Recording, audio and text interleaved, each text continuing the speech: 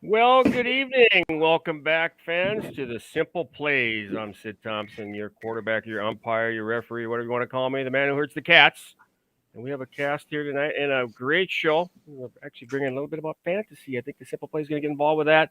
And we have one well-known lawyer, sports lawyer, in Mitt Winter. It's going to be coming up with us as our guest tonight. I'd love to hear what he has to say about what's happened the past year in NIL and what the future has ahead of us here. So, Rev, let's give our quick intros as you do so eloquently. I'll turn it over to you and let's roll. Well, I could never do a quick, Sid, but let's go through it. Welcome to all things NIL and NFL, which means all levels from the babies, the third graders, all the way through to the retirees, about as old as Steve, with all the same stories that every retiree has. We want to welcome our pro host, Steve Martin, tonight, 10-year NFL veteran by way of Jeff City, hailing through Columbia, the University of Missouri, and now living in Kansas City, Missouri. We also want to welcome who might be absent this evening because he's still on the walk to Emmaus with Jesus by way of West Haven, Connecticut, through East Lansing, Michigan, our Steel City Super Bowl champ, Ulish Booker. By way of Chaska as well as Minneapolis, hailing down from Woodbury. He's the guy that counts the beads. He's our stat guy. Actually, he's all things Wild Wild West here at the NIL. Brian Newdall. Everything you hear, everything you see is brought to you by Bison Graphics. And now, last but not least, certainly not the least, by way of Roseau in Minneapolis, now in Winona, when he's not taking wild mushroom rides and climbing the bluffs, he's hosting our show, the Wild Wild West of the NIL. We want to welcome our host, Sid Thompson. Tonight we welcome NFL coach Randy Hanson. Our segments, our fantasy football guru Jeremy Johnson, as well as that ever elusive super fan, Where is Will? Welcome, ladies and gentlemen, to the NIL Wild Wild West. Right here on the Simple Plays. Rev, as usual, amazing intro. We appreciate that. So, and as you talked about that crazy bluff, I got a little aura around me here as you see that green. I don't know where that's coming from. So, hey, maybe there's something coming out there. But anyhow, so we got some, like I said, some things we're going to talk about tonight. We're going to get into it with Mitt Winter. But also, why don't we just jump right in? If you want to take and bring in our guests, they're talking about fantasy football because we can talk about sort of stuff with NFL because it's training camps and what's not going on in the season right around the corner. And we're about ready to get hot and heavy into this stuff, Rev. Yeah, I think what you get this time of the year is the anticipation. 32 teams right now have hope, and hope does not disappoint until October, okay? So right now, 32 teams are going into this, as well as you've got all of these high school teams. Hey, you even got the youth teams going, hey, we're going to win that Little League championship this year. Right now, hope is probably at its highest peak when it comes to the football universe. Hope is abundant right now in the NFL and in the football universe. But, hey, I do see we have both of our pro hosts, and I thought you were still on the walk to Emmaus with Jesus, Ulish. But apparently you broke away just for a little bit. Tell Jesus we'll get back to him. It's good to see you, brother. Good to see you, fellas. Good to see you, fellas. I've been on a mission, as the Mormons would say.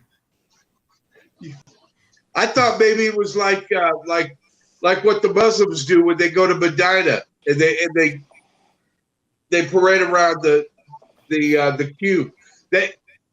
that leaves you absent for about a week or two. I think it's like a month they do Wow. that. Yep. Dedication there. So I gotta pick up on my Islam. Allah salam alaikum, all my brothers and sisters out there. Alaikum salam.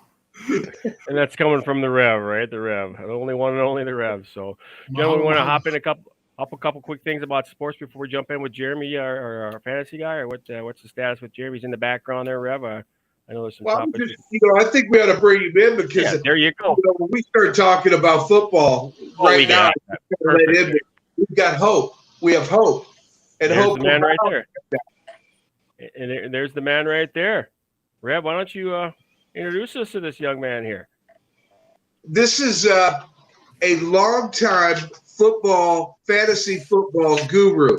I don't want to get into it with it because I personally don't swim in the fantasy football deep ends. I'm more of a maybe stick my toe in, get a feeling, oh, hey, kickers get points this year, this kind of stuff.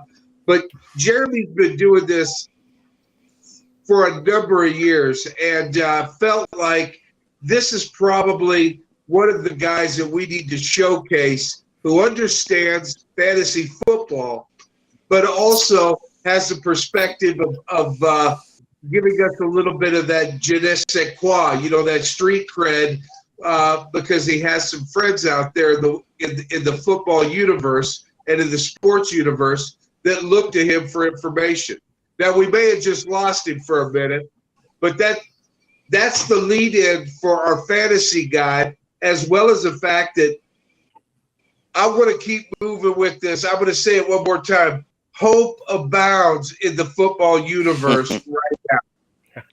So let me interject on that and help you with that, Rev, because we just had a scrimmage today for my high school guys. Same thing.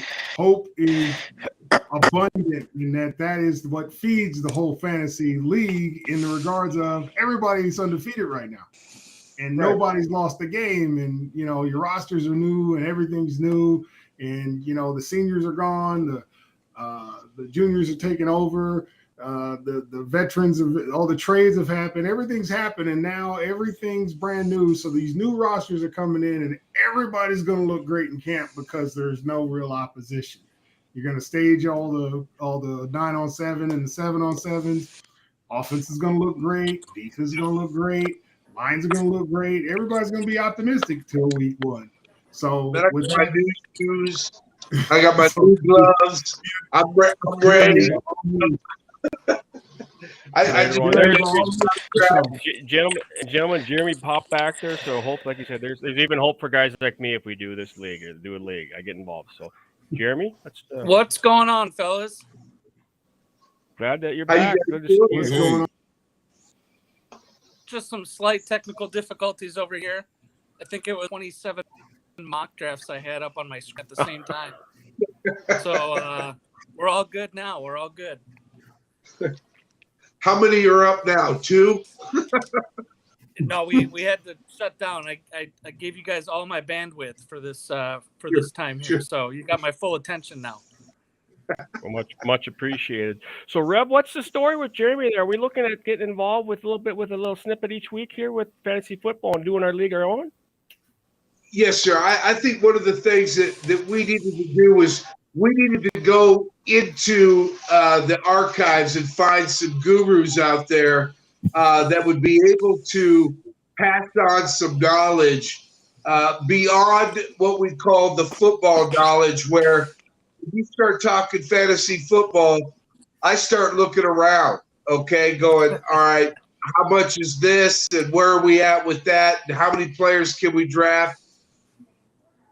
Those are all the things that Jeremy Johnson understands very well and has been doing this for a very long time. So why not bring him on, be part of the NIL family over here, as well as, hey, another point to argue, right? Let's talk about it. Let's chop it up a little bit. And, at the end of the year, we're going to be seeing a few things, I think, that may surprise everybody. So we got the guy for it. Like I said, Jeremy, we were Rev was joking about hope. Is everybody's got hope right now? And right now, Right. I'm a champion. I'm 0-0. Rev's 0-0. Right. So who knows? We might come out surprising people this year.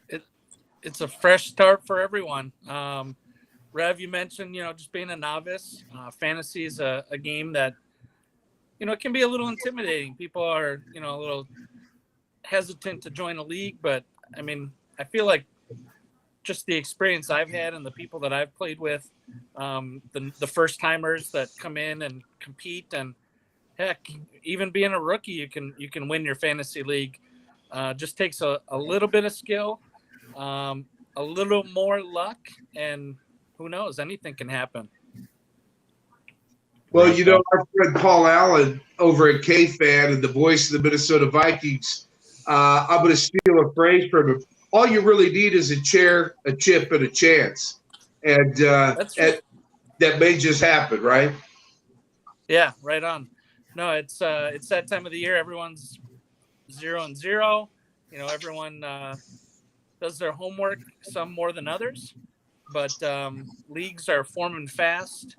But with training camps hitting, and there's still some free agents out there that may end up and be fantasy relevant. It's an exciting time of the year for the fantasy player that is ready to rock and roll. So I'm ready. Are you guys all ready? Well, I'm ready. And actually, Rev, I think we got a former coach popping on with us here. I thought we had Randy in the background was going to pop on real quick, and for some reason he dropped because he's down there in Dominican where the coverage sometimes is kind of iffy, right? So. It's hard to get those coconuts to align all the time. There he is. Well, then speaking of the devil, there we go. I thought we lost him.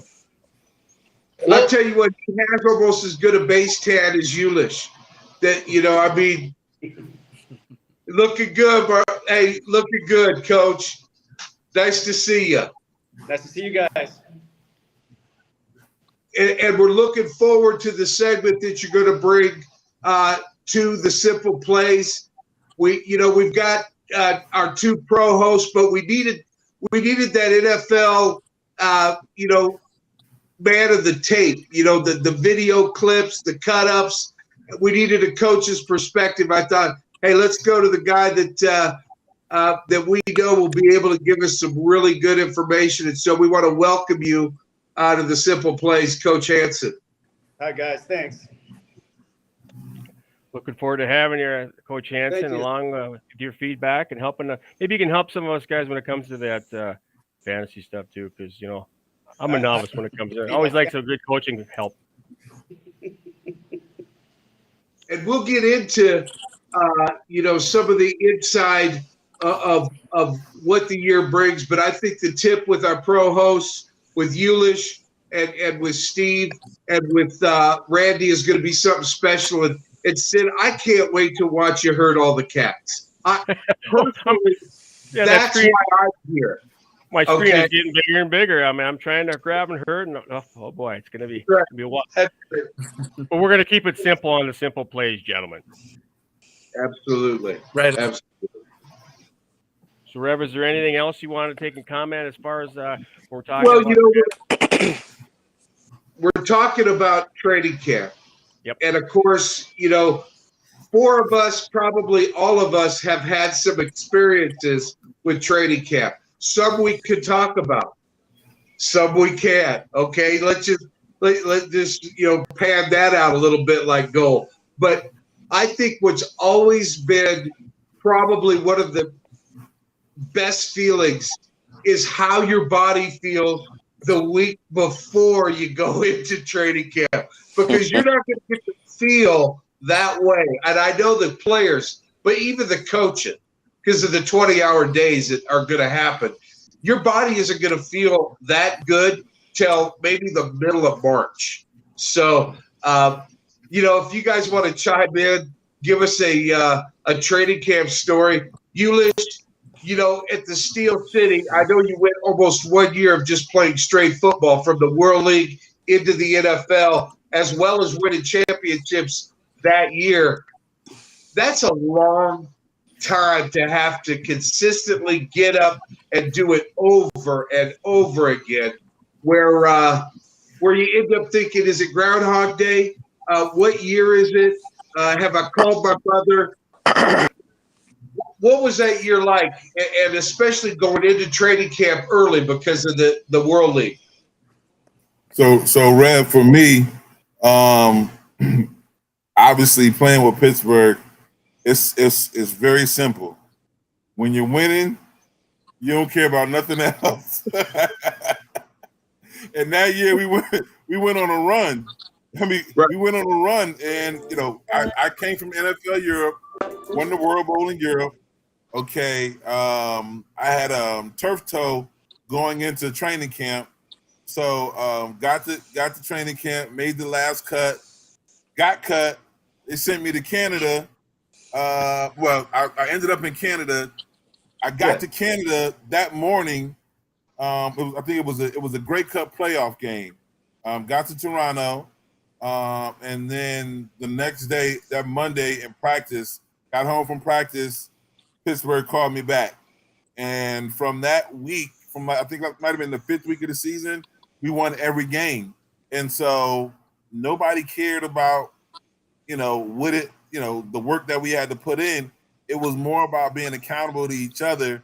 And, we put that sleep stuff to the side, you know what I mean? Because we were winning. And when you win, you don't think about anything else for the most part. I agree. I'll say the same is true in the fantasy football world. If you're winning, life is good. That is very true. I take you to my rookie year, which was pure hell. Because we had to go to training camp July 5th because we had to play the Hall of Fame game, which was the first week in August, and rookies had to report early. And I was in the last year of hazing, so they don't haze after that year. But man, we went to training camp July 5th, and we were 2-a-days every day till August 30th, every day, banging. And trust me when I tell you, the starters, they didn't even really practice until August. It was all rookies, and we had to carry the torch the whole damn way. And it was hard, hot, hell. Terre Haute, Indiana. Never forget that place. Groundhog Day, yes. Every practice felt like a day by itself, each practice. So after 2 weeks, you felt like you had been in Terre Haute for 3 months. And when I tell you just sore from the top to the bottom, oh my God, I dread it. Even though I coach high school ball now, man, just reminiscing about that stuff is the worst feeling ever. And I literally midway through training camp, I was like, I don't even want to play football anymore. And then I got paid. I was like, okay, I'm gonna keep playing. Yep, you gotta love the training camps, gentlemen. What about our coach there? Which coach I'm sure you got before we let you go and everybody get to the bottom of the hour here, close to our guest. You must have a good story or two, don't you, when it comes to training camp? I got one that became a national story in the news. Oh, let's hear it. Go for it. No, we don't want to talk about that one. Oh, okay. Let me see. We'll ease the audience. I missed training camp. I miss all of football, to be honest with you. A lot of times I wake up in the middle of the night yelling out plays.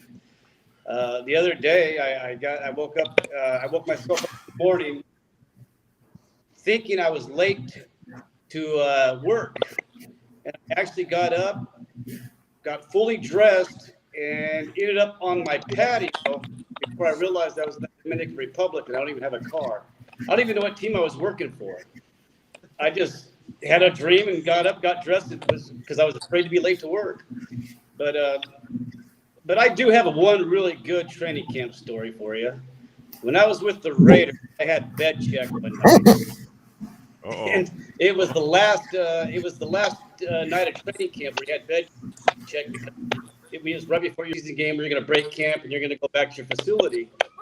Well, I ended up drawing bed check that night with Wink Martindale, who's now the defensive coordinator for the New York Giants. And anyway, we go through bed check that night, all the rooms, and we get to what we everybody's accounted for except for two guys. Sebastian Janikowski and Shane Leckler, the punter and kicker, are not in their rooms. And so me and Wink, we were like, okay, we'll go back and check in 10 more minutes. We'll check on them in 10 minutes. see if they're there. We're not going to turn them in yet. Well, half hour goes by. Those guys still aren't there. Finally, that's it. So anyway, about 5 minutes later, me and Winker in my room, we were in a hotel in Santa Rosa, not Santa Rosa, but Napa, and we get a knock on the door. It's Janikowski and Leckler, and they knock on my door. Me and Winker open the door up, and they have a check for their fine, and they throw their car keys at me and Martindale and said, "You guys are driving, and here's the fine." And they have a check for what they're going to pay the fine tonight. And I mean, oh, God damn, you guys get to bed. Well, Janikowski says, listen, if I go out tonight and you let me go out tonight and I get pulled over, I'm going to get deported back to Poland.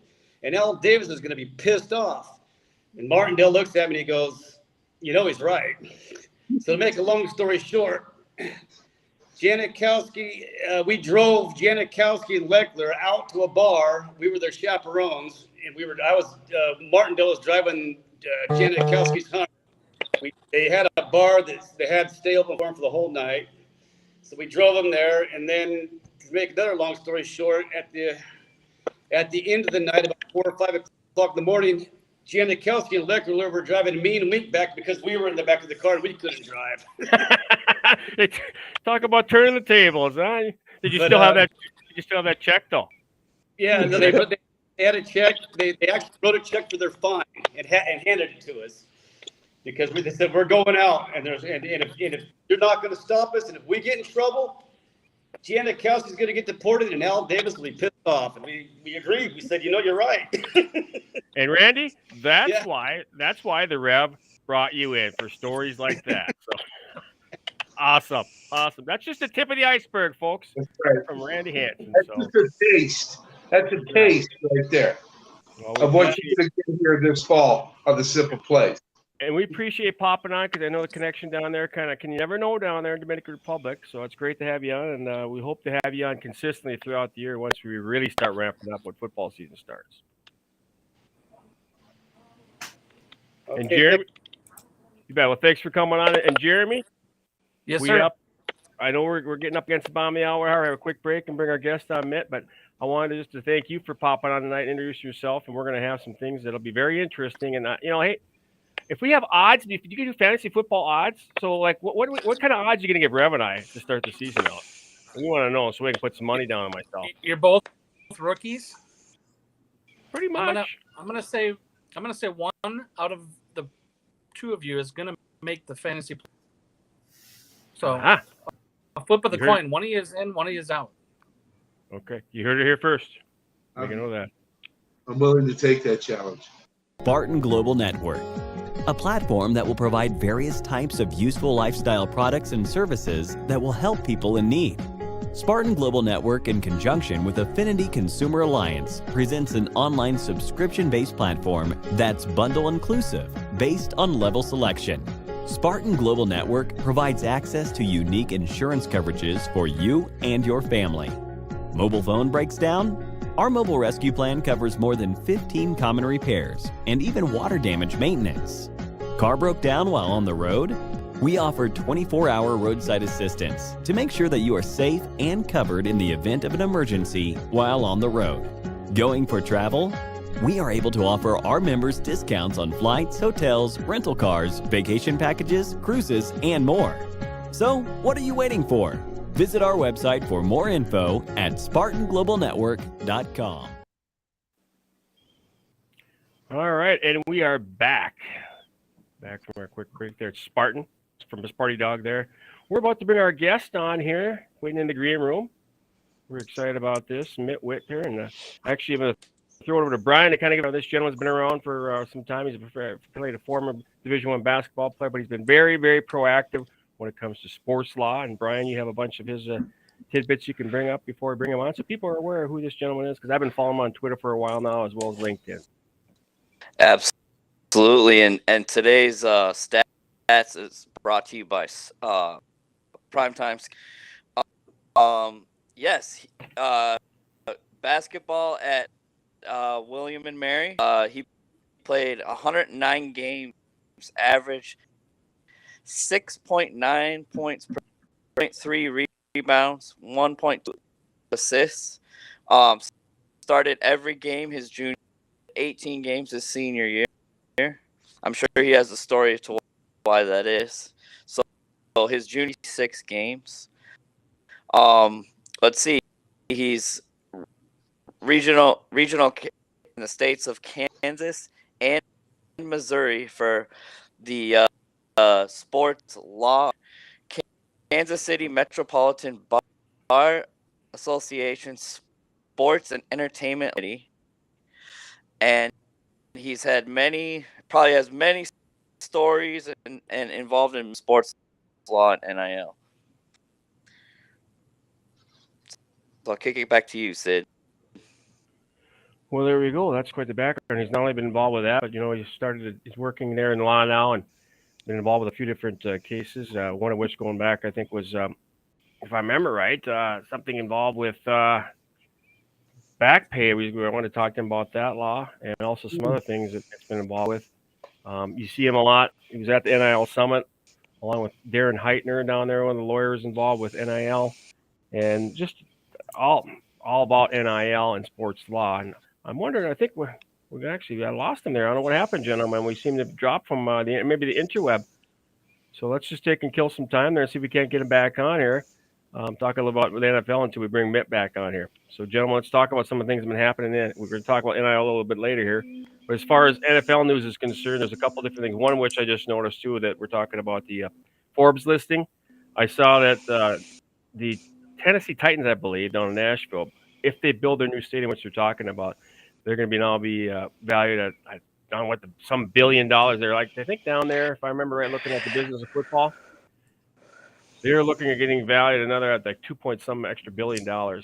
And Dallas Cowboys are actually valued at 6.5. So it's just amazing the values that a stadium can do. It's going to up their value like $300+ million. And we aren't even talking about Vegas money yet. I wanted to beat Steve to the punch. Oh, hold on now.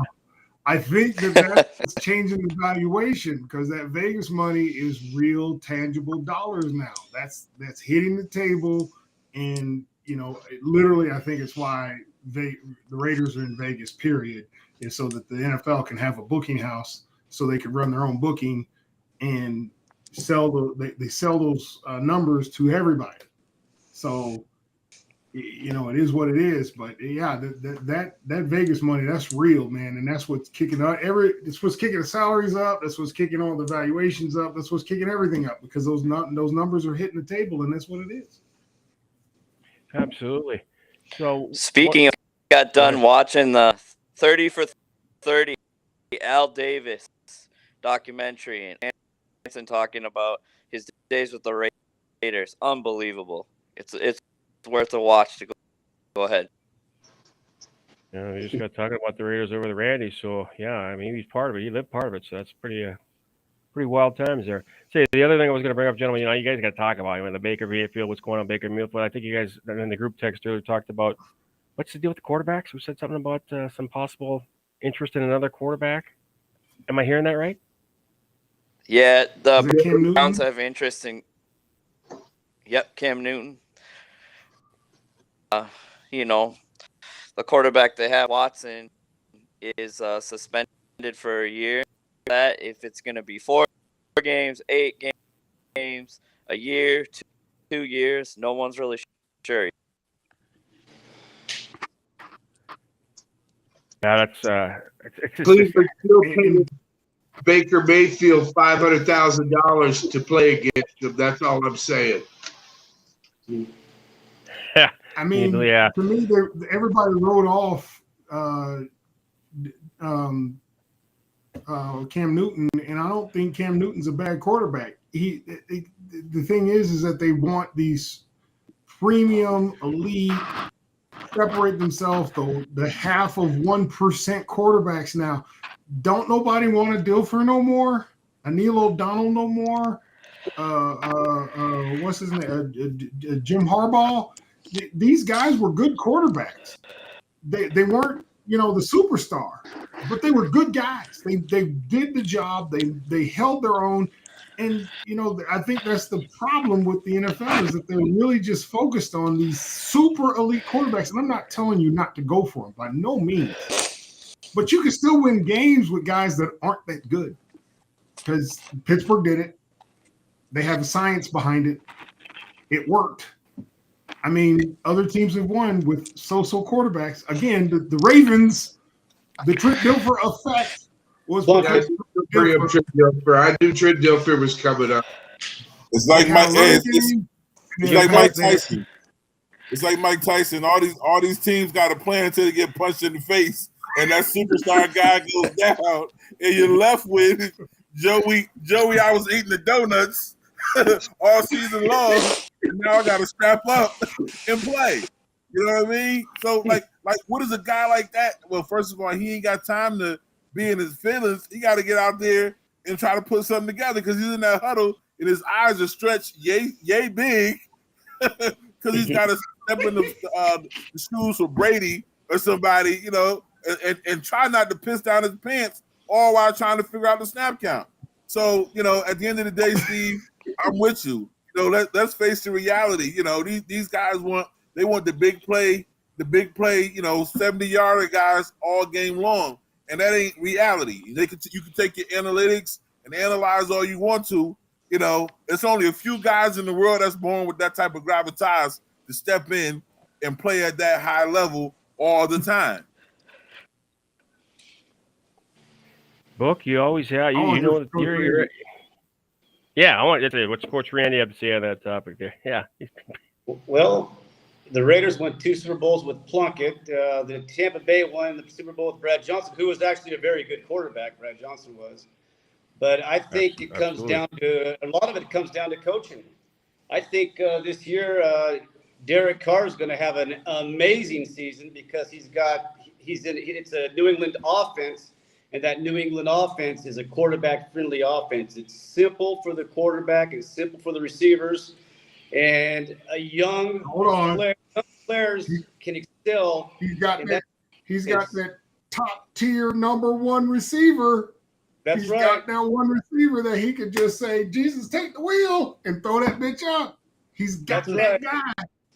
But simplicity is the key. I mean, I look at Gruden, John Gruden. John Gruden, he needed veterans. He could not develop young rookie receivers, young rookie quarterbacks.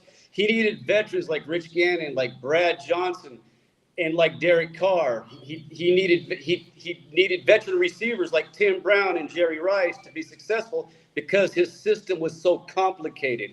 But then you take a guy like Scott Linehan, who was at Minnesota. His system is very simple. Same thing with Bill Belichick.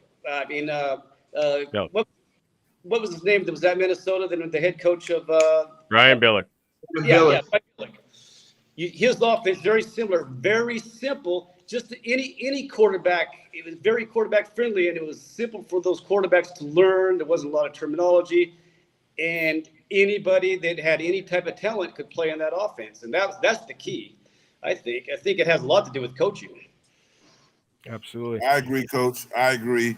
Simply because we've talked about it before on this program how a lot of these Bill Walsh-esque coaches, they live on keeping their image and their persona really big, and so like John Gruden, they'll come out with bazooka left, right, 1, 2, 3. Tap, tap on my knee, on my ankle, sprint out left, or 3. Minnesota might be called, that same play at Minnesota might be called star. Star means everything you just said. I was going to say, star on. Spider 2 wide and yes. Yeah, but keep it simple, stupid. It doesn't need to be that tough. Exactly. It to be that hard. It's simple game. The thing is that you got these super showcase guys that are just phenomenal, and like I said, you can't. Pat Mahomes, you can't. There's only 5 of them in existence. I mean, what are you gonna do? You just because you got. Well, he can't do nothing unless his O-line is holding every single play. Look. I'm telling you. You also know that Trent Dilfer go anywhere because he had the best defense that year. Well, you saw the plays that Pat Mahomes did in the playoffs. When he's falling down, he's throwing that joker like this, and it goes 30 yards. There ain't many guys that can do that. That's just point blank, period. We all know that. But Absolutely, everybody's saying, if you're not that guy, we're not going to pick you. What the hell is wrong with you? You got defense, you got special teams, you got running game. Why aren't you developing your full team? Because you're selling your soul to get this marquee superstar mega quarterback. I'm not going to tell you don't try to get him. I'm not saying that. I'm just saying face the reality that the wormhole to that universe only opens every so often. And that guy, when he comes through, by all means, take him. But don't sit here and bet that these guys that, you know, just because they played for Alabama, just because they played for Clemson, that they're going to be that guy. You can't expect that. And then even when you do get him, look what when he brought Mahomes in. He let him sit and learn. You can't throw a dude. Nothing but props to Trevor Lawrence. He's been a fantastic player. I got nothing against the guy, but they threw him in the fire.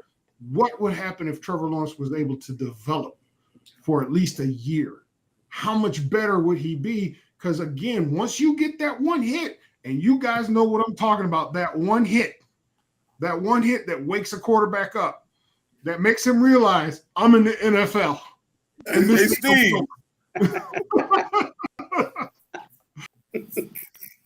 Wake up. Yeah. If he trying to develop and have his rhythm and have his chemistry and have his juice, because I promise you, the only cat I saw that was able to manage that shit, it was Peyton Manning. He was the only cat. The only cat. And when he got two formations, 15 plays his whole career. He was in double formation his whole entire career. He was in the same formation. He only had 15 pass routes and 4 running plays. He could line up, and he knew exactly what defense he was going to get by how you lined up. He had the simplest system you ever saw because they made it easy for him. They made it simple for him. Same thing with Brady. His system at New England, very quarterback friendly. Derek Carr's going to go off this year, guys. Derek Carr's going off. I think Derek Carr's going to go off because he's got receivers. He's got. Yeah, it doesn't hurt, gentlemen. Well, everybody needs that receivers. I think it just say Jesus, take the and just lay it up there. Yeah, Plus they got Darren Waller. Yeah, well, he never had it. So now he's got it. So it's like, okay, I'm looking for the slant. I'm looking for the dig. I'm looking for the out. Hell with it. Jesus, take the wheel and just lay it up there. That's right. When you got that receiver, that changes your game because now the secondary's got to respond and say, just like Pat Mahomes had Cheetah. He had Cheetah long enough so he could develop. Now Pat Mahomes knows how to read stuff. Now he knows how to break things down. It's not that he don't need Cheetah. Trust me, I didn't want to see Cheetah go. But now that Mahomes is where he needs to be, they can afford to let a Cheetah go, and Pat can now carry the load because he's ready for it. But this has been a maturation process, not a throw him in the fire, let him figure it out. That's what's happening in Trevor Lawrence, and that's where I feel bad for him. He don't have a marquee guy down there that he could just throw it up and just say, take the wheel. He's got to do it all himself. And hopefully his running game's better. He looks like he had a better offensive line.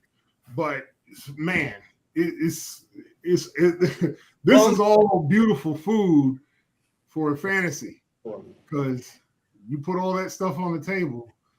It's a beautiful entourage of a gourmet for what to eat, just to start thinking about, all the possibilities that are out there.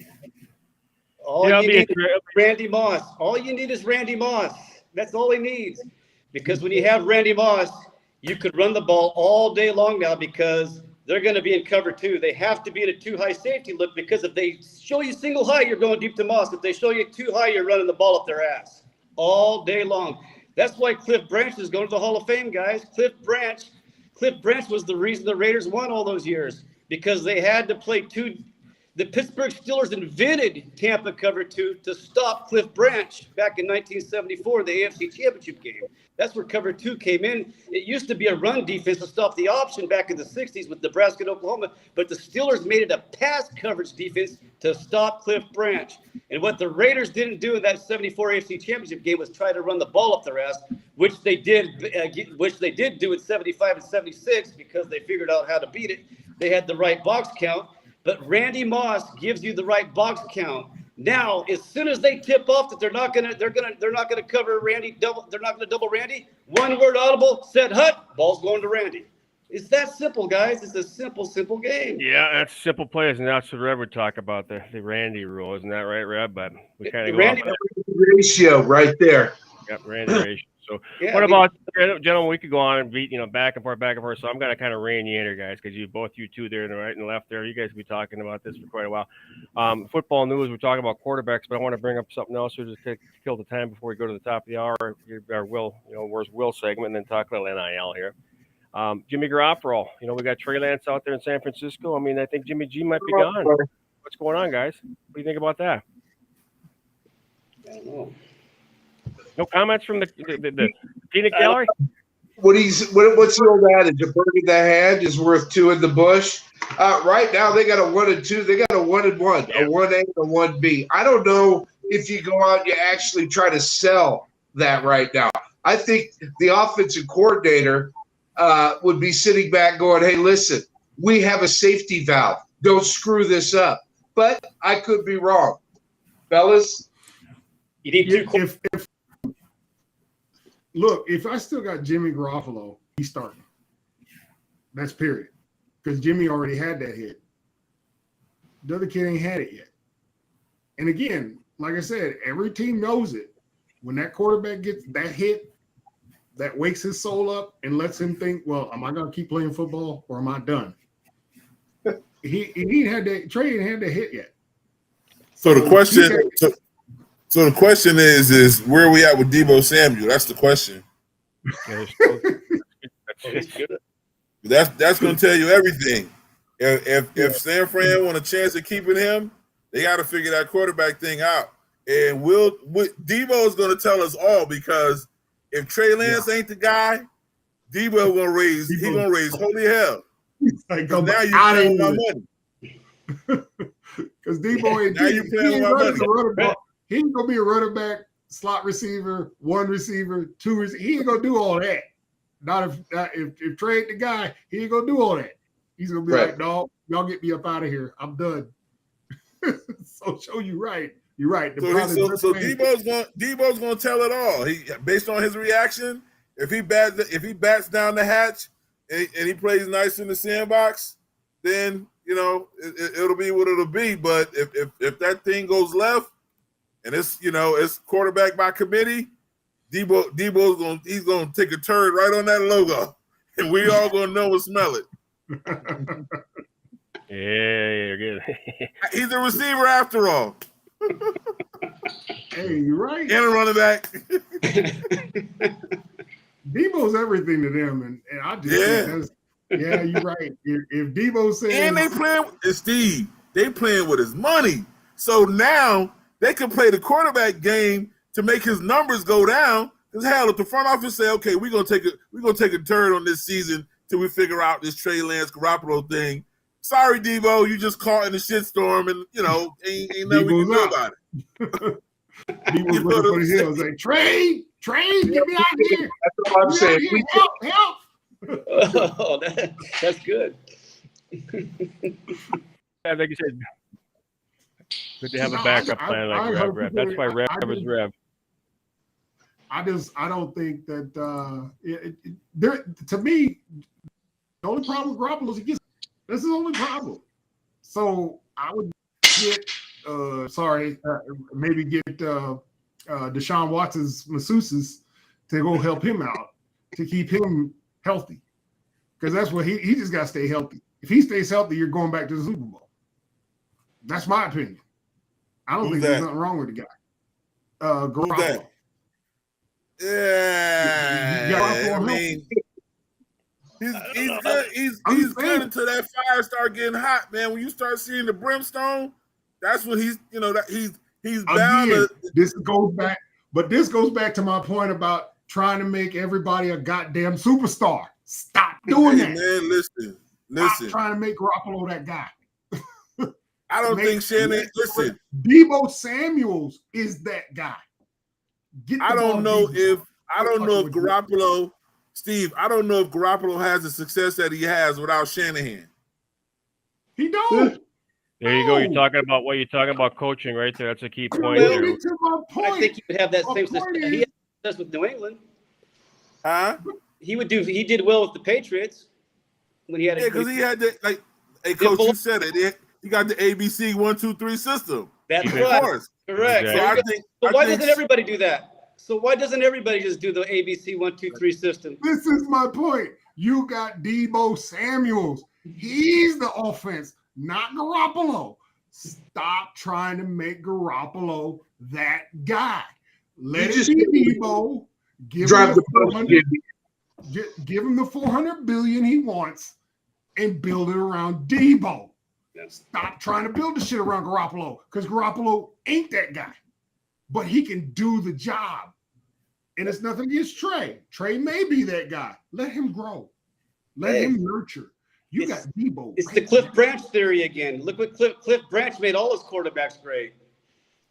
Randy Moss makes all the quarterbacks great. I agree with you, Steve. I agree. And by the way, you look great, Steve. Shoot, you look great. Thank you. I was with Randy. Look, I'm sorry. I will say this too. It's probably gonna piss some people off. Randy was the greatest receiver I've ever seen. Yes, he was. I played against Jerry Rice. And Jerry Rice is the only guy that's better or in the same ballpark as Randy Moss. Randy Moss did shit that can't nobody do. That's right. And the period. That's right. I always say, if you want every to day practice, if you want to be a champion, you got to do something nobody's willing to do or nobody can do.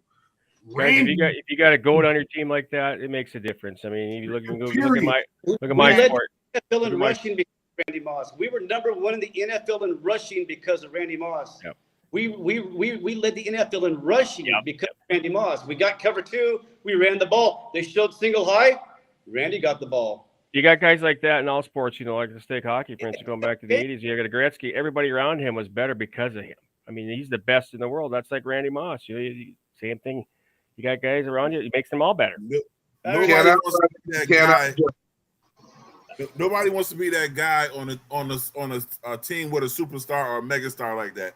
Everybody's gonna pull their jockstrap up and step a little faster, a little higher, a little smarter. Remember the snap count because they don't want to be the guy that jumped offside and everybody looking to the left and looking to the right like God. That's true. The receiver when I was there, what's his name? Nate Burleson. The only reason you know who Nate Burleson is because of Randy Moss. That's right. The only reason you know who he is. Point exactly, gentlemen. We talk about a goat. We also had Marcus Robinson. We had Marcus Robinson and Dwayne Bates. Travis Taylor. Yeah, Klein Saucer. We had Wiggins. Jermaine Wiggins. We got the Wiggins on here. All these people were known because of Randy Moss. So it's the same thing with Deebo Samuels. Deebo Samuels is the current Randy Moss. He ain't got the numbers yet, so I can't say he's as great as him. But once he gets those numbers, he will be in that category. Let's keep that clear. So, gentlemen, Steve, I'm gonna stop you right there, young guy, because there's one guy that's playing for I'm not a big, huge local guy, but there's a guy playing for the team in purple that I think is going to be one of the best, if not right. And he's going to demand a very, very high salary. Look at his numbers. There's no ifs, ands, but you can talk Deebo all you want all day and all long till the cow's going home. Look at the numbers. They say it all. He is a true GOAT. And Jefferson. Yes. So there's no doubt about that. Second or third best receiver in the NFL. Jefferson. Number 2, second or third best receiver in the NFL.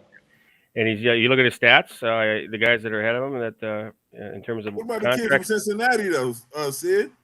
Chase. Yeah. I mean, they're all, but I think Jefferson's a second. Jefferson's a superstar. Yeah, he's gonna demand a lot when his contract is. But the kid in San Francisco is probably the kid in San Francisco is a little bit. He's a little better right now. But He's also a year older too. I mean, Yeah. if you look at it, if you compare the numbers, I bet you next year if you compare the numbers to what the Eagles got, I'm not gonna say I told you so. I'm just gonna say I told you. I'm just happy Euless is wearing an Alabama T-shirt, and he isn't in green this week. He isn't in green this week. Hey, well, listen, because of Nick not as Saban, I far got as this though. on. So, hey, Shout out Nick Saban. Shout out to Nick Saban. Holler at your boy. Coach. You bet. Hey, we got someone in the background waiting for us to see where he's at there, gentlemen. So I think we should probably take a break, regroup, and let where's our Will? Where he hiding? What's he got coming up down the pike? And then after that, we'll talk about a little NIL action, some various activity going on, and some different things around the world in sports. So let's take a break and let's bring him on, and we'll be back in a short minute. They're young still. Have they been approached at all? Have anybody inquired them because they're being asked or giving offers already from any NIL type of deals?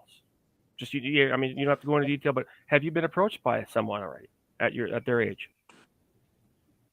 So so what happened? I'll tell you. So my son got recruited to go to IMG. We were in the state of Michigan. He went to school at Detroit Catholic Central in Novi, great school. And he had his first year as a freshman there. And at the end of that season, by the grace of God and people on this call, on this podcast, IMG just shows up and says, "Hey, we like this your son." And when we evaluated that, I mean, like, wow, this is a great opportunity. Almost seemed too good to be true. And in the process of getting ready to sign and make that commitment with IMG, some teams out west, the modern days out on the West Coast, St. John Bosco, Los Al, who has 3 5-star players. One is the number 2 player in the nation underneath Arch Manning, which is Malachi Nelson. This is a phenomenal quarterback. Yeah. Him and my son, we're talking almost daily. He's recruiting them to come out to California. And in that process, we found out that there are not only NIL opportunities in college, but in high school as well. And, they're paying guys out there, these quarterbacks. It's not uncommon to see sophomore juniors in high school making $250,000, $300,000, $500,000.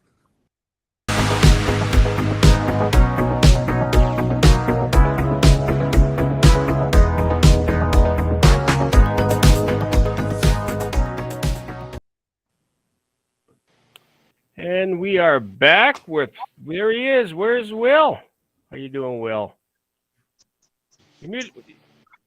Hey, you're muted, my man. You're muted. He muted his phone there. Got unmuted. Been one of those nights of technology and things going on technology-wise here. It must be an iPhone, huh, Steve? It must be a Wednesday. It must be as the moon. It's not a full moon, so we can't blame it on the moon and the craziness going on in the world. But hey, things happen. So, what's going on there? Well, we can't hear you. Will, we may have to come back to you, brother. Yes, indeed. So another curveball tonight. That is the wild world of the interweb. Can you hear us now, Will? We can't hear you, though. Say something, young man. You're unmuted, so what's going on? I know he's got some things he wants to bring up, talk about. Well, I think we're one of those spots where the technology gods are saying, Will, we may have to come back to you, and it may have to be next week. Yes, it is. So it's just been one of those weeks tonight where things happen. So unbeknownst to us, we can't control. So stuff happens, as they say. So being the stoic that I am, I just let it bounce off my back like a water off you know what. So of a duck's back. So now let's just jump right back into in the wild, wild world of NIL. When I say the wild, wild west, we don't just mean that by gunslinging. We're talking about the unknown for a lot of people out there, gentlemen. I've seen some things this week. One thing of which that, I sent you guys an article talking about the Big Ten expansion, how it helps make a case for athletes being employees, but also there's something out there. I don't know if you noticed, but Texas Tech Collective offered $25,000 NIL deals for 100-plus football players. Pretty crazy. Let's see if Will could say anything this time. If not, 3 strikes, you're out. Well, you guys, can you say something there, buddy? You say 25 G's per kid at Texas Tech. Yes, sir. The Matador Club, a local nonprofit collective, is signing all 85 scholarship Texas Tech players and 20 walk-ons to a 1-year, $25,000 NIL contracts. In exchange, they're performing community service ambassadors for local and West Texas charities, and appear at the Matador events. So that's pretty darn nice. Some personal appearances and some community service, which means some glad handing, kissing babies, showing up, reading books at the library, stuff like that, right? Which, hey, isn't bad. I'm just saying, when you're giving a kid 25 grand to go to school and play some football, what's he giving back? Well, here we go. We're gonna do some community service and we're gonna show up at some events. Yeah. And, in Texas Tech, they just I think they were saying they're going to put $200 million renovation into their field. Now they're doing this, so they're getting in the community and the collective has booked. What's going on with that book? You have no comment. I believe he disagrees. I believe he disagrees. Let's hear about the Spark man up there. There's party wearing the Bama. Hey, listen, they get an E for effort for trying to be ahead of the class, but that ain't cutting it. 25 grand, that ain't cutting it. When the Big Ten's get ready to sign a $1 billion plus deal, come on, man. Let's stop. That's just TV. That's just TV. That is not. Yes, it is. Vegas. That's not included ticket sales in Vegas and all that good stuff. You're correct. No merchandise, none of that. It's just TV. Hey, Sid. Look Yes, at the article you sent. All right, think about it. 10 years from now, every guy from the class of 2023, 2025, and 2035 will be saying, "Hey, I want retro." These guys are making $1 million, $2 million a year now. I want retro. So why not set them on an equitable path? $25,000 a year is not equitable. What say you, Rev? I'm waiting to hear this, Latrell Sprewell. I'm waiting to hear how much money you need to feed the family this year. I can't feed my kids on $25,000 a year. That's on top of a scholarship, though, gentlemen, and all that good stuff. I mean, I think that they're stepping up. I mean, that's good. The Ferraro, how am I going to get with $25,000? How much you think, How much am I thinking? 50? Yeah. 50? 50 to give it. Like I said, 150 for a freshman, 250 for a sophomore, 350 for a junior, 450, 500 for a senior. And if you're playing, you get production and playing bonus with that money being deferred. You don't get the money till you graduate. You give them a monthly stipend, and we keep it moving. It ain't that hard. Ladies and gentlemen, what you just heard was a player contract with escalator clauses, okay? That's basically why you've got an NFL coach, 2 NFL players on this show right now telling you this is how you set up for the rest of your life. That's why we're the wild, wild west of the NIL. I hope I didn't steal your thunder, Sid, because I know I stole your hairline.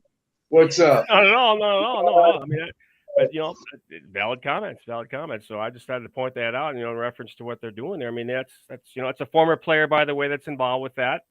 I think he played back in 2004, 2003, and he's involved with this and getting it going. So kudos to him.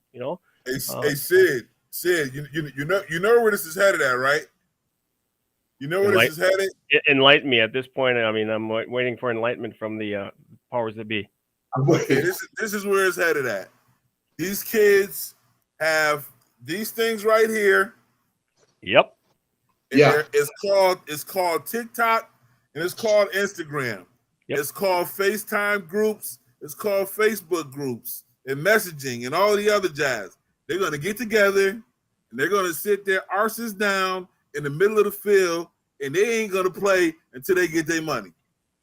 That's what's gonna happen. That's where this is headed to. That's a possibility. That could. I think you're spending too much time with Jesus. You start to get prophetic. I don't know. Wait. Hey. Can I get a word? My book, 2 Timothy chapter 3, verses 1 through 5. You just said it right there. It's been foretold 2,000 years ago. What he just said is going to happen. That's right. That's what it's headed. Foretold 2,000 years ago. Let's prevent it. Let's just come to the table. Here's what has to happen. And I don't disagree with the concept of making the kids university employees. But once they become employees, are they allowed tenure? Because once they're allowed tenure, you're an employee indefinitely until you screw up. We don't even have to go there because they're not teaching the class. But, you think about, again, my examples are Tim Tebow and Tommy Frazier. Those are my examples. Those guys should not only have a statue built for them at their university, they should never have to want for anything at their university because they rebuilt their university. They put them on the national stage. They made them this great icon. The numbers from what they generated are extremely high for what they generated for the school. Those guys, to me, should be enshrined in those schools' halls of fame and should be cherished as the greatest players ever in their school's history, not just by putting the name on there, but giving them the compensation for it because they didn't pay it out in the pros. In that case, maybe someone other than this Trey Johnson, who this article was about, talking about suing for back pay, someone like a Tommy Frazier or a Tim Tebow, may possibly sue. I mean, I'm just saying that's what this player would. Don't have to make a lawsuit. Here's the thing about talking about these endowments. These endowments were made by these donors that gave the money to the university. The money was never given to the students, so the university uses as collateral to go and buy and leverage so they can build new stadiums, build new training facilities, build all these new things. But that's collateral because those dollars should have gone to those kids when they played. So that's what you're really talking about, which is why the NCAA released the NIL rather than release because they don't want to just pay the kids because that's who actually earned it. But that's the thing that they don't want to talk about. So they just put it out as NIL and hope it just completely implodes so they can justify coming back and taking control. But that's getting a little deep. But that's what it is. It is very deep because you talk about the numbers and with the power. Yeah, he's wagging his tail. He's a pretty happy camper. Time to go out, Dad. But in terms of this power two, as we'll call it, we're looking at Big Ten and SEC pretty much running things. The other thing I was curious about, gentlemen, another thing I saw an article by I forget the gentleman that Andy Wittry was talking about state federal laws protect NIL deals amid calls for transparency. So that's why it would have been good to get. I don't know what happened tonight with Mitt, but with all the legal aspect to talk about these things because it's like I shouldn't be able to. It's like report what my deal is, and they can't by law. There's some different as far as their contract because there's a Privacy Act I think of '74 that had to do with students and such and not being able to take in. It's like HIPAA, kind of like. Did I just hear the T word? Transparency. Yeah, that's right. That's transparency. So when we're talking about transparency, are you talking about moving forward now, or are we talking about all the money that's been hidden in the past? Are we going to be transparent about that? They're talking about the deals that are going on now. What kind of deal is XYZ student getting, and making that transparent. What's it all involved? That sort of thing. But each state, there's different laws and things protecting it. That's dangerous. That's a slippery slope. Because if I'm from the south side of Chicago, and it's public information that I got a $5 million NIL deal, you better believe once I hit the block, somebody gonna come sniffing. Hey, I smell something. I smell money. Yeah. I need that. You know what I mean? So I don't know if that's the best idea. Just because some guys that's pushing a pen and writing articles, want to get their rocks off for being the guy that had said, hey, we need to make this a state law to expose, every dime and every nickel that, now should there be a discretionary committee to vet these deals and internally to understand and make sure it's for the benefit, or a watchdog committee and make it private, and within that circle, absolutely, I'm not against that. Was it just make it, for the general public as another thing, another target for athletes, whether they're quote unquote student athletes, whatever, for in this context, for student athletes. I don't think that's a good idea. And when your money gets published, that's when you allow the sharks to come smell blood in the water, and they start circling. And we don't talk about them as sharks. We talk about them as my second cousin once removed, need to hold on to like 10 grand. I'll get you back in a month or two when I come correct. It just doesn't happen. But where I'm going with it is, when we're talking about transparency, I don't really like the word unless you're going to be fully transparent. If you're just going to be, I got to be transparent as the employee, but the employer, Jim Irsay, doesn't have to be transparent, or the player gets punished, but the owner never gets punished. If we're in that kind of a relationship, well, then I don't believe in transparency. I believe in transparency if we hold each other the same, system, the same, level. But if there's any kind of tiering in that, yeah, I'm going to say that's some weak transparency. And really what it is manipulation. Or a tyrannical system. Do as I say, not as I do. Yeah, it's good point, gentlemen. So the other thing I wanted to bring up too is that some of these contracts I've been watching, and reading a lot of different tweets and things in the news about some of these, we'll say, agents, and their student athletes wanting to get out of contracts. So thus, another reason why we should admit on tonight, for whatever reason, unbeknownst to me, to talk about that. The actual aspect that and nobody wants legal counsel until they actually need it. And that's what we talk about with us. Prior proper planning, discussing these things, making sure you have the mentors, having the people that can talk about money, having people that can talk about contracts. Because if a contract's bad, or you're sending your name like this away for however long, and you don't know it, you're just seeing money. Good luck. Good luck.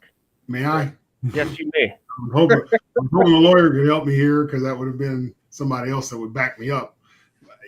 I learned through contracts the hard way. I slammed my face on the concrete and had to pick myself back up. That's all I've learned. So let's get this clear. The bottom line is every contract has to have a termination clause in it. In order for it to be a proper contract, the termination clause has to be clear for both parties. If it's not clear, then it's not a proper contract and is void on inception. So basically, if you don't have a termination clause in your contract, it's invalid. Yep. Period. That's the and point. You can terminate it. Going to bring it up. Termination. So that's one thing we bring here at Simple Playz, is that kind of adversary type stuff. So we want you to know you can get out of your contract if it doesn't have a termination clause. If it does have a termination clause, you have to meet the criteria and you have to agree to it. That's why, whether it's written on a bar napkin, piece of toilet paper, I don't care. It has to have simple terms. And it should be simply understood. If you don't understand it, don't sign it. Don't sign it.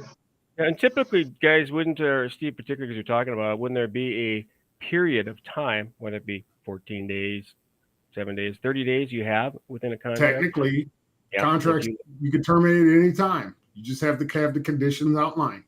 I.e., if I'm 6 months into the contract and I've already received 6 months of compensation, or if I got signing bonus upfront money, then it has to be clearly defined of how do I surrender that if I return to terminate the contract.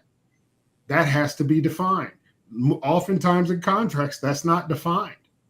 They just give you the signing bonus and make you feel obligated the entire life of the contract, when at any moment the contract should read something that can be terminated at any time. But oftentimes people that give in the money never want to terminate the contract. So they want to hold you to it So they give you the signing bonus so you don't pay attention to the fact that that's what you need to have as a clause in the contract. The NFL doesn't have it in their contracts, just so you know. That's why they give you $40 million up front. Yeah, well, a little bit different. It's not very often. Everybody manipulates the process so that the people with the money manipulate the process so they can keep the people that are working in line. Now, something else, too, I wanted to bring up, too, another thing regarding NIL, but also high school. I see there's another state this week, I think Idaho. I mean, that seems like a big deal, but it's another state to add to the list of states that are allowing high school athletes. On that note, we had Bayless Flynn on recently here in Minnesota, the first Minnesota athlete. Well, the second, I forget the first name, but Langsy. I don't know if Brian, you maybe can fill me on this. He was Vietnamese or Laotian, but one of the top in the country, actually, for basketball. He signed a contract, so that was the first of its kind with a restaurant. And the owner of the restaurant, by the way, guys, because I'm not necessarily looking to make any money out of this. I just believe in what this kid's doing. I believe in the cause. And because he was in the community, and I thought that was pretty cool. I mean, having him, however he has a contract, whether he gets free food or what, I don't know. But just the fact that he says, I don't care if I make money. I really believe in what we're doing here for student athletes. And that's, I think, what more people need to get behind and realize this is about helping out the athletes. Because especially in college, you go back to when we played, whether I played hockey and you guys played football, whatever, you work living off ramen at times. And it's pretty tough. So this is 1 year in, and I'm interested to see how it's going to be 1, 2, 3, 4 years down the road as we further into this. So thoughts, any other thoughts on that as far as the states, additional states? Because I know that there's some big ones that are still yet to get involved. And like we talked about, Ohio. The longer they take, the slower their process and transition is going to be. And you can sit and spin on it all you want to. The only thing you're doing is damaging the student athletes there in the process of that state. Because, hey, the train has already left the depot. Hello. Or already left. Or you're pushing them out of the state to some private school, some private situation. And now basically you're taking money out of your state with the annual one-way, perspective, instead of embracing it and finding out a way that you can take your business. Hey, if I'm the mayor of a city, I'm taking my economic development person and he's going to assign somebody to the Board of Education to enhance the NIL sports / community, business community, marketability relationship. Yeah. That it makes great sense for a mom and pop business to be partnered with the local high school kid. Hey, it's going to bring fans out to the game. It's going to get attention. So why wouldn't you embrace something like that as a city? But hold on, Book. The very fundamental of what you're talking about, the cities promote and do things for tourism. What do the city do when they get a superstar athlete? They brag about. Absolutely. This kid's from Detroit. This kid's from Pittsburgh. This kid's from Jeff City. They brag about him. Why wouldn't the city, who spends money on tourism, not promote its local talent? It's a no-brainer. I think that's a light bulb moment right there. Maybe maybe you might see some. We hear it all the time.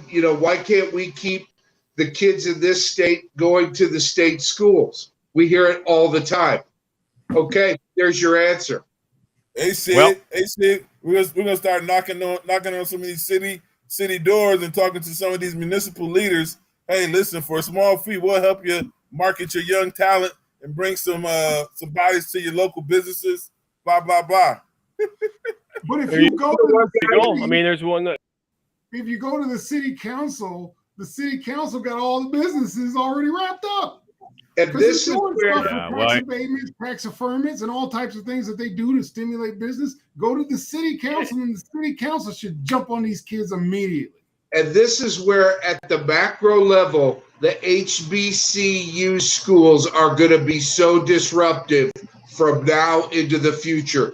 Watch the money going into the HBCUs, you're going to start seeing what I call severe disruption amongst the HBCU and these top tier like SEC teams. Watch what happens. What if Well, Atlanta? we will have one HBCU athlete coming up here, Raekwon Smith, next month, talking about that exact same thing, him and his agent. So that'll be interesting to talk about that because that's the guy NIL. Rev, you're on to something. And the reason why you're on to something is because if you think about it, if you look at it, look at hip hop culture.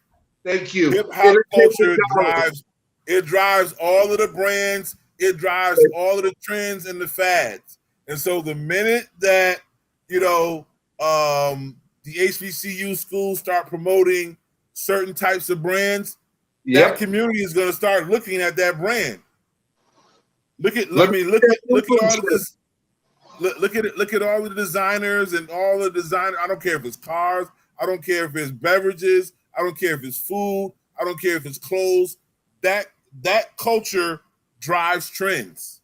It drives trends. That's exactly where the point is this. You're also seeing more first generation Black entrepreneurs that have their own companies. And guess where Beats by Dre. Guess where they're going to dump some money? HBCU. When you start talking about 50 and vitamin water, guess where they're you're going to start seeing Vitamin Water Stadium. Okay? This is where I really see the disruption, and you hit it right on the head, Ulish, because the entertainment dollars, look at the communities who put the most money in entertainment dollars, and that is going to be a crucible as to where you see HBCU and where, just like we're talking about spending money in the hometown, promoting the hometown kid. Hey, Walter Payton went to Jackson State. Our boy Jerry Rice went to Mississippi Valley State. Yep. Anybody want to guess? And I'm just naming two. It gets going.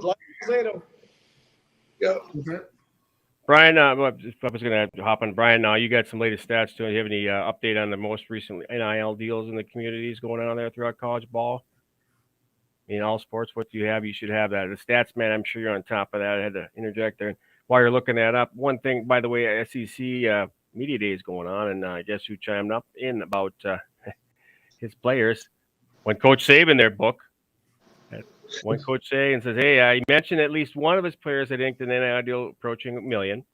And he said the coach offered some numbers again Tuesday on SEC Media Day. He said, unsolicited, he's talking about it without being asked. Alabama players have garnered name, image, and likeness deals totaling more than $3 million. He proudly proclaimed that it's better than anybody in the country. Well, I don't know. I haven't looked at the stats, but in other words, he's touting it. And going back to your community thing there, Steve, by the way, you remember when there was the issue about talking about Jim or whatever, and he was talking in front of business community leaders that were probably part of some council from whatever it was, Tuscaloosa or whatever community it was, but he was not no dummy. He was talking to community leaders that own businesses to donate to the collective. So anyway, Brian, what do you got there for me? Well, you muted yourself. Hey, you muted yourself, buddy. What's going on tonight? We got it's a wild, it's crazy. Not one, not two. Hey, there we go. I can hear you now, bud. Brian! Can't hear you, bro. What is going on tonight, folks? This is one wacky, wild west, NIL. Simple plays, not simple. Anyway, he'll pull it up there. I know he was having some technical. I believe it's the NCAA not want Brian to drop knowledge tonight, so they muted it. Because we are woke on the simple plays when it comes to the NIL, baby. Hey, speaking of, I want to talk about a couple things.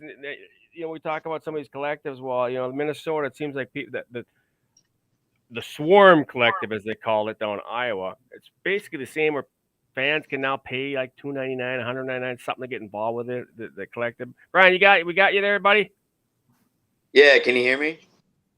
Absolutely. Yeah. I was just bringing up something about how Iowa was taking and kind of copycatting the Minnesota thing there with their Swarm Collective. But But going back, we won't go into the other thing. We won't. You guys can look up, do a Google search on the Swarm Collective, and say, boy, what were they thinking when they looked at that name? Anyway, going back to what you were saying about the local businesses. Now, the latest two NIL signings, university, they were both the kids were both signed by the local Ford dealership. Right now, but they signed a linebacker Donovan Muton and a quarterback Clayton Toon. And Houston is definitely trying to go local route to try to get their players, especially when Texas A&M, SMU, TCU, Baylor, those teams in the same state. And so them state dollars, Texas, California, Florida, they're going to have issues because those state dollars are tough to get because there's some big talent that comes out of those states. So it's got to be the local community. And who benefits the most is the local people. I live in Parkville, which is outside of Kansas City. It's a no-brainer. If I got 3 kids at my school that are, going to be D1 talents, promote them. I mean, you're not going to lose. Little restaurants that are only in Parkville get national attention when the kid that they're promoting goes pro, or even just goes Division I. Really, I mean, it's some Division II kids because we got Northwest Missouri here that wins national championship year after year. I mean, it's one of those. It makes you mad because it's like, why aren't you guys doing this? But then you realize that it's all the pimp game. Everybody's trying to pimp. They ain't trying to pay no hoes. And it's like, look, people got no problem hoeing. Just pay them. I mean, really don't. I mean, yeah. Okay. It is what it is. Are we on Jeopardy now? I thought it was a kid show, but obviously we went straight XXX right there. I mean, he's just jumping out. I see my green suit.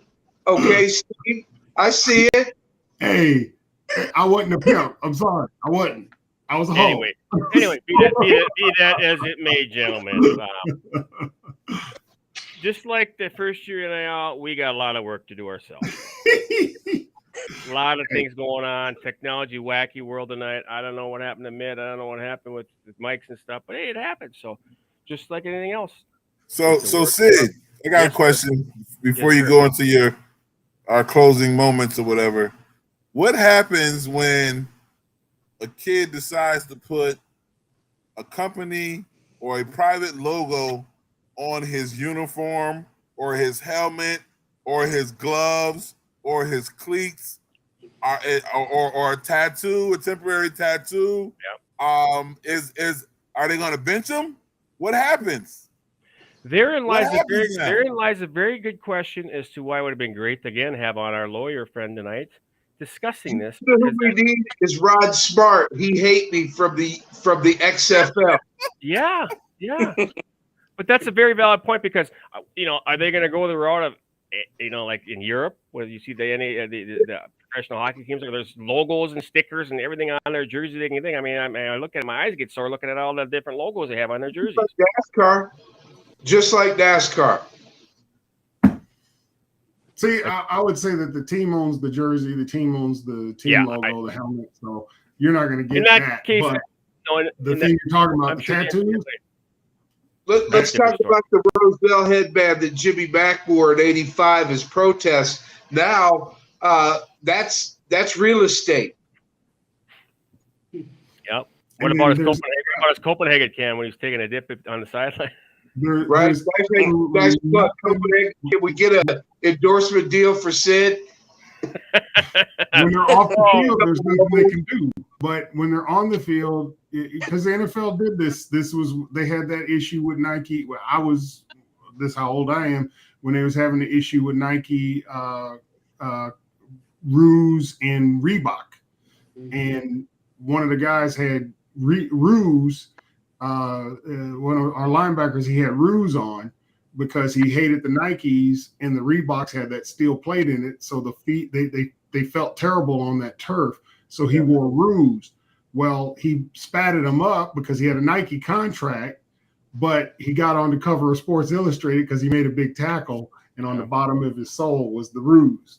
So he lost his Nike contract behind that. But yeah, that's already on the table, and that's the NIL. They're gonna have to again. All the more reason, like I say, nobody wants them until it's needed, but legal counsel is so important.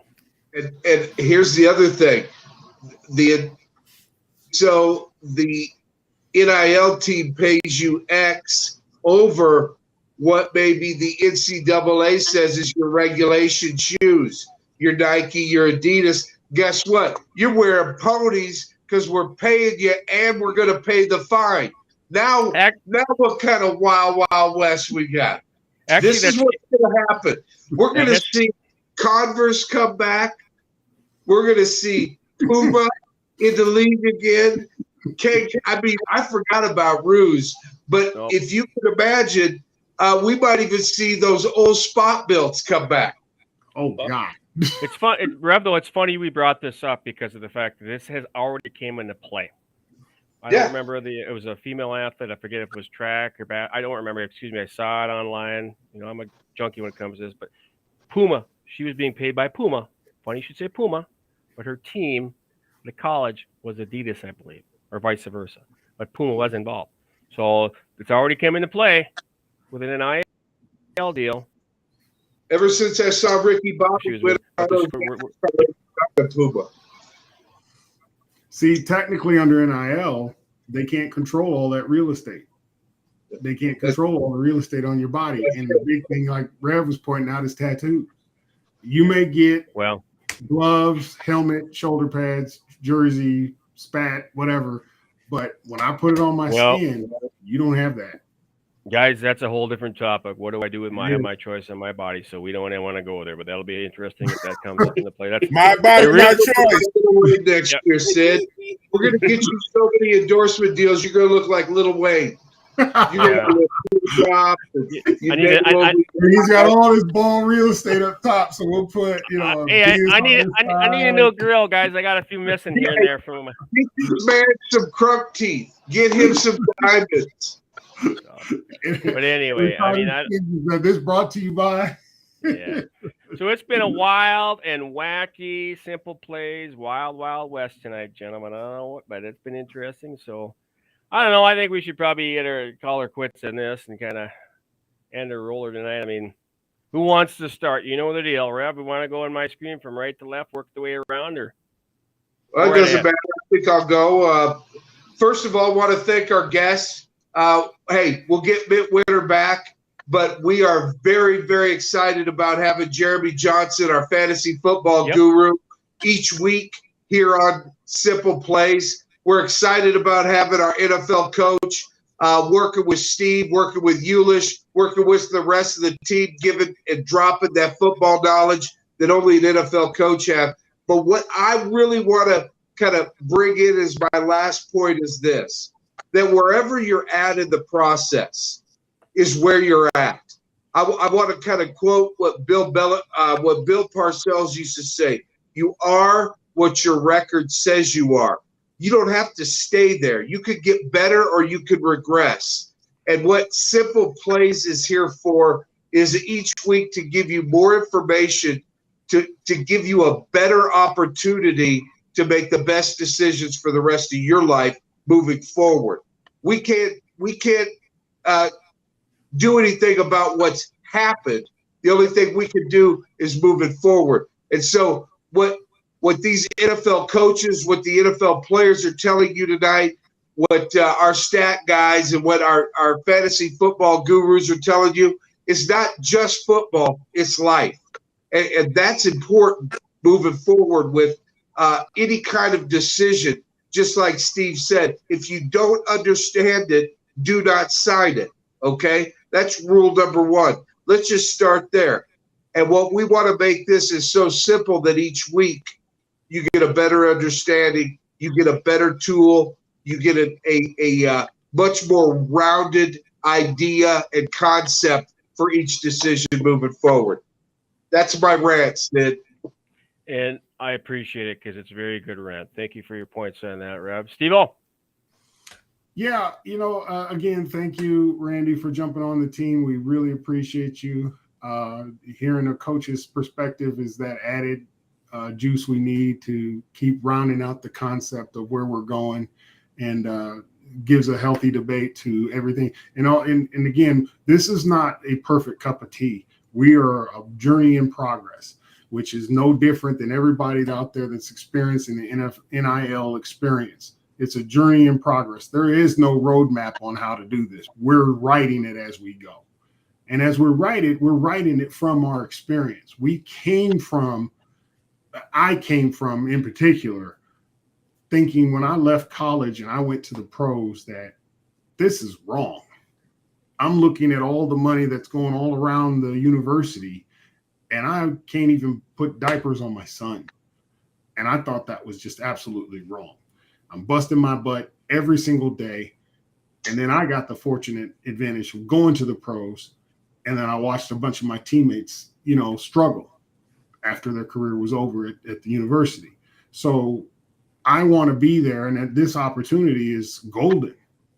So I want to make sure that kids know you have choices. You don't have to do anything. You can choose the best path for you. And that's what we're here at Simple Playz to do.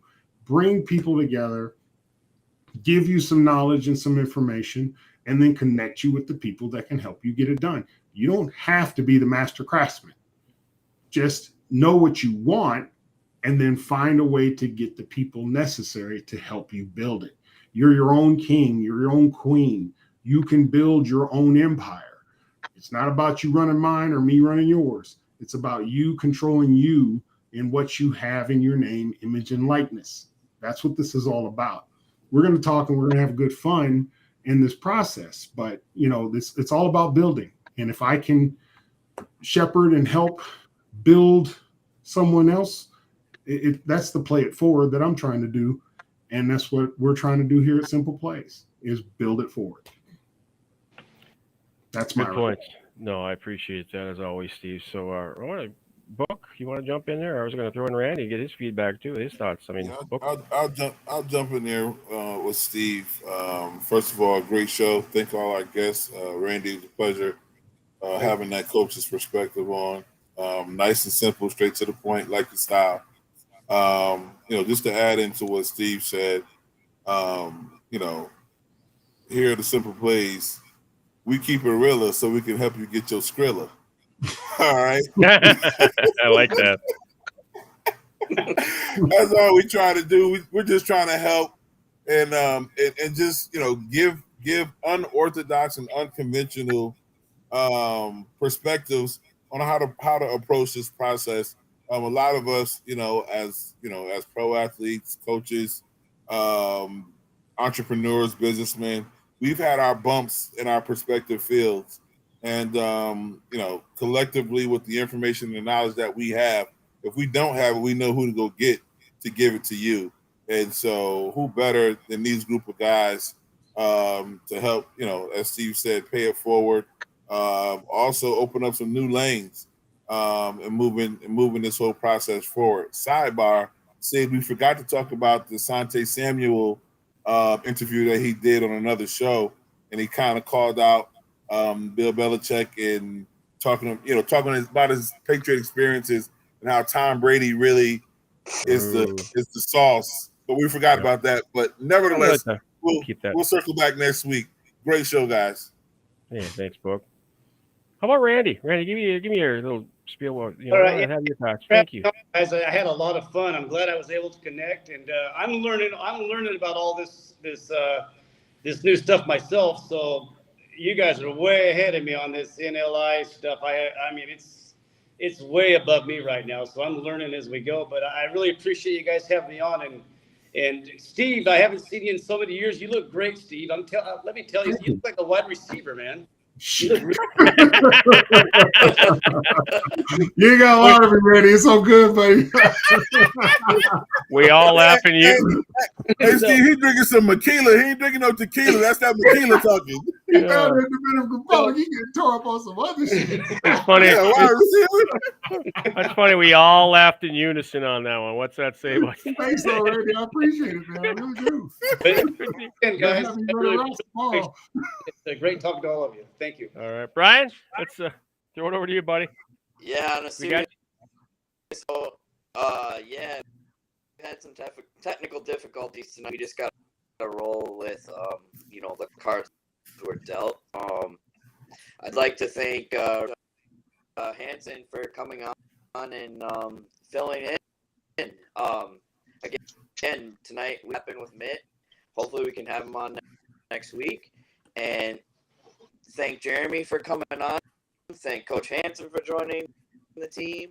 Primetime Scouting, Coach Ellis for joining. Excited for all the new things that are coming your way in the coming weeks and going forward. Thank you.